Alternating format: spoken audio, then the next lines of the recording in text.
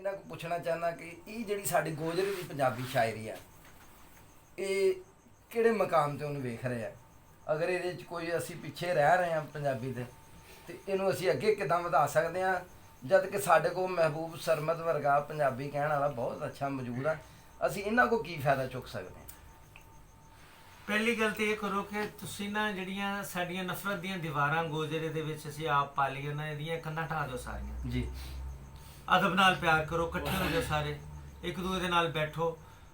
ਮਹਿਬੂਬ ਸਰਮਦ ਅਗਰ ਤੁਹਾਡੇ ਕੋਲ ਆ ਗਿਆ ਤੇ ਮਿੱਤਰਾਂ ਨੂੰ ਸਾਡਿਆਂ ਨੂੰ ਚਾਹੀਦਾ ਕਿ ਹਫਤੇ 'ਚ 2 ਦਿਨ ਐਸੇ ਬਣਾਉਣ, 2 ਦਿਨ ਹਫਤੇ 'ਚ ਐਸੇ ਬਣਾਉਣ ਜਿੱਦਣ ਉਹ ਇਕੱਠੇ ਹੋਣ, ਸ਼ਾਇਰੀ ਨਾ ਸੁਣਾਉਣ, ਸ਼ਾਇਰੀ ਤੇ ਗੱਲਾਂ ਹੋਣ, ਤੇ ਮਹਿਬੂਬ ਸਰਮਦ ਨੂੰ ਕਹਿਣ ਕਿ ਕੁਛ ਲੋਕਾਂ ਦੀ ਸ਼ਾਇਰੀ ਸੁਣਾਓ।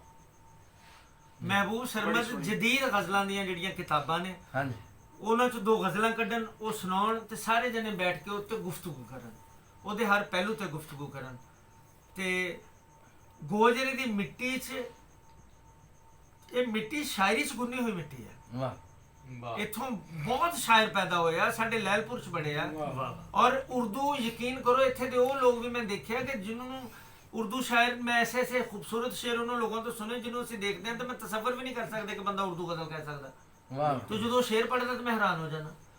ਮੈਨੂੰ ਖੁਸ਼ੀ ਹੁੰਦੀ ਹੈ ਜਿਸ ਵੇਲੇ ਜ਼ਫਰ ਇਕਬਾਲ ਜਾਂ ਦੂਸਰੇ ਤੀਸਰੇ ਮਜ਼ਮੂਨ ਨਗਾਰ ਜਦੋਂ ਗੋਜਰੇ ਦੇ ਸ਼ਾਇਰਾਂ ਦੇ ਸ਼ੇਰ ਜਿਹੜੇ ਆ ਉਹ ਜਿਸ ਵੇਲੇ ਕੋਡ ਕਰਦੇ ਹਵਾਲੇ ਦੇ ਤੌਰ ਤੇ, ਮੈਨੂੰ ਬੜਾ ਅੱਛਾ ਲੱਗਦਾ। ਔਰ ਪੰਜਾਬੀ ਗਜ਼ਲ ਦੇ ਹਵਾਲੇ ਨਾਲ ਜਿੰਨੇ ਲੋਕ ਅੱਜ ਜਿਹੜੀ ਮੈਂ ਪੰਜਾਬੀ ਸੁਣੀ ਹੈ, ਇਹ ਮੇਰੇ ਕੋਲ ਜਿੰਨੇ ਮਿੱਤਰ ਬੈਠੇ ਆ, ਮੈਨੂੰ ਅਗਰ ਕਿਹਾ ਜਾਏ ਕਿ ਇਹਨਾਂ ਦਾ ਇੱਕ ਇੱਕ ਸ਼ੇਰ ਉਹ ਕੱਢ ਕੇ ਰੱਖੋ ਜਿਹਨੂੰ ਤੁਸੀਂ ਕਹਿੰਦੇ ਕਿ ਬਹੁਤ ਖੂਬਸੂਰਤ ਸ਼ੇਰ ਹੈ, ਖੁਦਾ ਸ਼ਾਇਦ ਹੈ ਕਿ ਸਾਰੀਆਂ ਗਜ਼ਲਾਂ 'ਚ ਇੱਕ ਇੱਕ ਸ਼ੇਰ ਮੌਜੂਦ ਸੀ, ਕਿਸੇ 'ਚ 3 ਸੀ। ਲੇਕਿਨ ਦੇਖਣ ਵਾਲੀ ਚੀਜ਼ ਇਹ ਹੈ, ਮਹਿਬੂਬ ਸਰਮਦ ਤੁਹਾਡੇ ਕੋਲ ਬੈਠਿਆ, ਇੱਕ ਦਿਨ ਮੈਂ ਇਹਦੇ ਨਾਲ ਮੇਰੀ ਇਹ ਗੱਲ ਹੋਈ, ਮੈਂ ਇਹਦੇ ਕੁਝ ਸ਼ੇਰ ਕੱਢ ਕੇ ਇੱਕ ਸਾਈਡ ਤੇ ਰੱਖੇ, ਪੁੱਛ ਲਓ ਬੈਠਾ ਵੀਰ ਹੈ ਮੇਰਾ ਛੋਟਾ, ਬਹੁਤ ਮੁਹੱਬਤ ਕਰਦਾ, ਬਹੁਤ ਆਦਰ ਕਰਦਾ, ਬਹੁਤ ਪਿਆਰ ਕਰਦਾ, ਮਾਲਿਕ ਇਹਨੂੰ ਸਲਾਮਤ ਰੱਖੇ।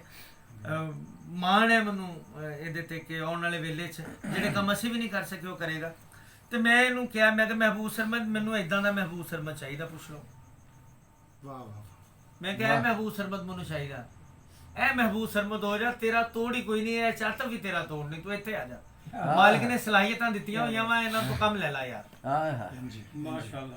ਤੇ ਉਹ ਤੁਸੀਂ ਨਾ ਇਦਾਂ ਇਕੱਠੇ ਬੈਠ ਕੇ ਸਾਂਝਾ ਕਰੋ, ਇੱਕ ਦੂਜੇ ਨੂੰ ਸੁਣੋ, ਪੜ੍ਹੋ ਨਾ, ਤੇ ਇੱਕ ਦੂਜੇ ਨਾਲ ਗੁਫ਼ਤਗੂ ਕਰੋ। ਤੇ ਪੰਜਾਬੀ ਗਜ਼ਲ ਗੋਜਰਾ ਦੱਸ ਦੇਗਾ ਕਿ ਮੈਂ ਹੈਗਾ ਵਾਂ, ਵਾਹ ਵਾਹ ਦੱਸੇਗਾ। ਲੇਕਿਨ ਤੁਸੀਂ ਇਹ ਕੰਮ ਸ਼ੁਰੂ ਕਰ ਲਓ। ਪਹਿਲੀ ਗੱਲ ਤੇ ਇਹ ਹੈ ਕਿ ਕਿਸੇ ਵੇਲੇ ਐਸਾ ਹੋ ਜਾਂਦਾ ਕਿ ਅਸੀਂ ਕਿਸੇ ਨੂੰ ਵੀ ਨਹੀਂ ਮੰਨਦੇ ਯਾਰ, ਅਸੀਂ ਇੱਕ ਦੂਜੇ ਨੂੰ ਮੰਨਣ ਲੱਗ ਜਾਈਏ, ਇੱਕ ਦੂਜੇ ਨੂੰ ਤਸਲੀਮ ਕਰਨ ਲੱਗ ਜਾਈਏ, ਇੱਕ ਦੂਸਰੇ ਨਾਲ ਕਮ ਸੇ ਕਮ ਚਲੋ ਇਦਾਂ ਕਹਿ ਲਓ ਕਿ ਤੁਸੀਂ ਅਦਬ ਦੇ ਵਿੱਚ ਇਖਤਲਾਫਾਤ ਨਾ ਰੱਖੋ, ਵੈਸੇ ਰੱਖ ਲਓ। ਜਦੋਂ ਮੁਸ਼ਾਇਰੇ 'ਚ ਤੁਸੀਂ ਬੈਠੋ ਤੇ ਉਦੋਂ ਤੁਹਾਡਾ ਕੋਈ ਇਖਤਲਾਫ ਨਹੀਂਗਾ, ਸ਼ਾਇਰੀ ਤੇ ਗੁਫ਼ਤਗੂ ਵੀ ਕਰੋ, ਸਾਂਝਾ ਵੀ ਉਦਾਓ, ਇਹ ਕਰੋ। ਜਦੋਂ ਉੱਥੋਂ ਨਿਕਲ ਜਾਓ ਫਿਰ ਆਪਣੇ ਗੁੱਸੇ ਬਰਕਰਾਰ ਰੱਖ ਲਓ ਅਗਰ ਨਹੀਂ ਹਟ ਸਕਦੇ।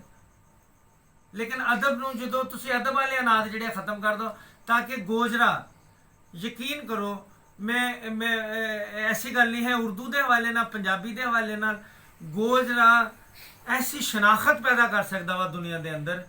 ਇਸ ਵੇਲੇ ਬਹੁਤ ਸ਼ਾਇਰ ਨੇ ਜਿਹੜੇ ਅਦਬ ਲਈ ਕੋਈ ਬਹੁਤ ਜ਼ਿਆਦਾ ਕੰਮ ਕਰ ਰਹੇ ਹੋਣ, ਉਹਨਾਂ 'ਚੋਂ ਗੋਜਰਾ ਬਹੁਤ ਜ਼ਿਆਦਾ ਮੁਤਹਰਕ ਸ਼ਾਇਰ ਹੈ। ਤੇ ਅੱਲਾ ਕਰੇ ਉਹ ਵੇਲਾ ਆ ਜਾਏ, ਤੁਸੀਂ ਐਸਾ ਕਰੋ, ਤੁਸੀਂ ਇੱਕ ਬੈਠਕ ਬਣਾਓ, ਸੀਟਿੰਗ ਕਰੋ, ਲੋਕਾਂ ਦੀ ਸ਼ਾਇਰੀ ਪੜ੍ਹੋ, ਲੋਕਾਂ ਦੀ ਸ਼ਾਇਰੀ ਤੇ ਗੁਫ਼ਤਗੂ ਕਰੋ, ਫਿਰ ਆਪਣੀਆਂ ਤਾਜ਼ਾ ਗਜ਼ਲਾਂ ਸੁਣਾਓ, इंशाअल्लाह ताला बहुत अच्छा हो जाएगा।